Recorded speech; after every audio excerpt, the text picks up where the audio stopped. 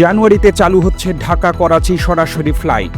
বাংলাদেশে নিযুক্ত পাকিস্তানের হাই কমিশনার ইমরান হায়দার আশা প্রকাশ করে বলেছেন, জানুয়ারিতে ঢাকা করাচি সরাসরি ফ্লাইট চালু হবে।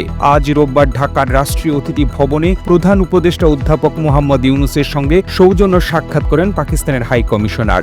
এই সময় তিনি এই আশা প্রকাশ করেন। পাকিস্তানি হাই কমিশনার উল্লেখ করেন, গত বছরের তুলনায় দ্বিপক্ষীয় বাণিজ্য 20% বৃদ্ধি পেয়েছে। উভয় দেশের ব্যবসায়ী সম্প্রদায় সক্রিয়ভাবে নতুন বিনিয়োগের সুযোগগুলো সন্ধান করছে। তিনি সাংস্কৃতিক বিনিময়ের উল্লেখযোগ্য বৃদ্ধি তুলে ধরে বলেন, বাংলাদেশি শিক্ষার্থীরা পাকিস্তানে উচ্চশিক্ষার সুযোগ, বিশেষ করে চিকিৎসা বিজ্ঞান, ন্যানোটেকনোলজি এবং কৃত্রিম বুদ্ধিমত্তায় প্রবল আগ্রহ দেখিয়েছে। প্রধান উপদেষ্টা প্রফেসর ডক্টর মোহাম্মদ ইউনূস দুই দেশের মধ্যে ক্রমবর্ধমান মিথস্ক্রিয়াকে স্বাগত জানান এবং সার্ক সদস্য দেশগুলোর মধ্যে সফর বৃদ্ধির পাশাপাশি সাংস্কৃতিক, শিক্ষাগত ও জনগণের মধ্যে বিনিময়ের উপর গুরুত্ব আরোপ করেন।